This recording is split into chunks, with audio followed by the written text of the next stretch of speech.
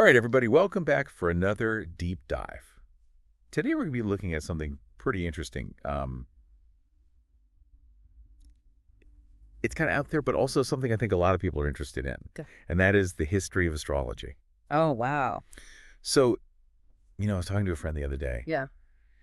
and they were really into astrology, Mm-hmm. and they were telling me all about, like, their birth chart Yeah. and Mercury being in retrograde or whatever it Oh, is. right. And I was just thinking, like, this seems so personal, Yeah. but it's something that people have been doing for, like, thousands of years. Yeah, absolutely. I don't know. It's got me thinking Yeah. about the history of all of this. So luckily, we've got our expert here Mm-hmm. who can help us break down, just what exactly is astrology. Well, I think it's a great place to start, right? What is astrology? I Yeah. mean, at its core, we can think about astrology as the study of the movements and the relative positions of celestial bodies Yep. and how they're interpreted to have an influence on human affairs and the natural world. So it's not just about personality traits. Right. It's more about, like, the big picture. Exactly. It's about understanding the universe and how we fit into it. That's really interesting. So, like, how did ancient civilizations use astrology then? Well, for a lot of ancient cultures, astrology wasn't just this thing you did for fun or to figure out your personality. It was deeply intertwined with religion and medicine and agriculture and even government. So it was a lot more than just, like, checking your horoscope in the morning. Oh, yeah, absolutely. This was serious business. Wow. So this article that we're looking at today, Astrology and History, How Ancient Civilizations Consulted the Stars. It has some really fascinating examples. It does. It really brings it to life. It Yeah. shows you how central astrology was to these ancient societies. So give us an example. Like, how did they actually use it? Okay, so let's take the ancient Egyptians.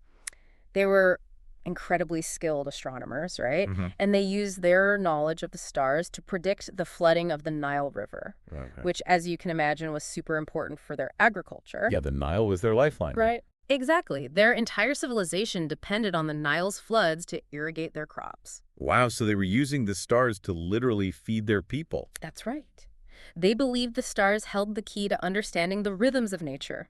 And by understanding those rhythms, they could thrive. That makes a lot of sense. So it was like a giant cosmic clock or calendar for them. It really was. And it wasn't just the Egyptians. The Babylonians were another civilization that were heavily into astrology. Right. I've heard of Babylonian astrology. What'd they do? Well, the Babylonians are actually credited with developing the zodiac system. Wait a minute. So my horoscope that I read in the newspaper, that has roots in ancient Babylon. It does, that's right.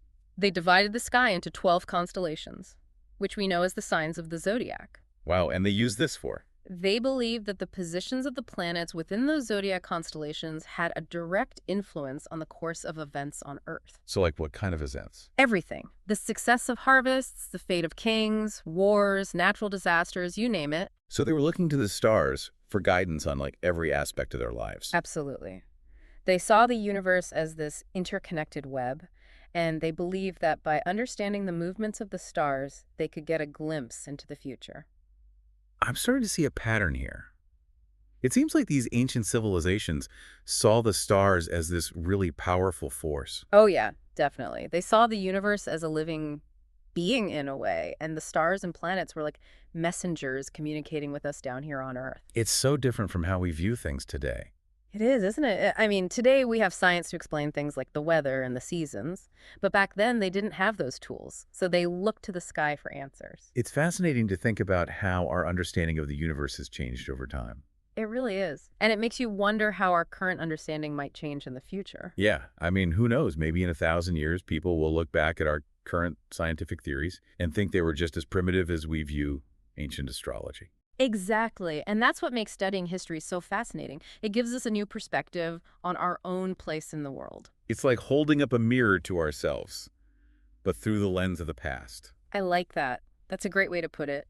Well, this has been such a fascinating deep dive. It has been, hasn't it? I really appreciate you sharing your knowledge with us. My pleasure. I'm always happy to talk about the stars. And for all of you listening out there, I hope this has inspired you to learn more about the history of astrology and maybe even look up at the night sky with a little more wonder. That's what it's all about. Thanks for joining us. Thanks, everyone. And we'll see you next time for another deep dive.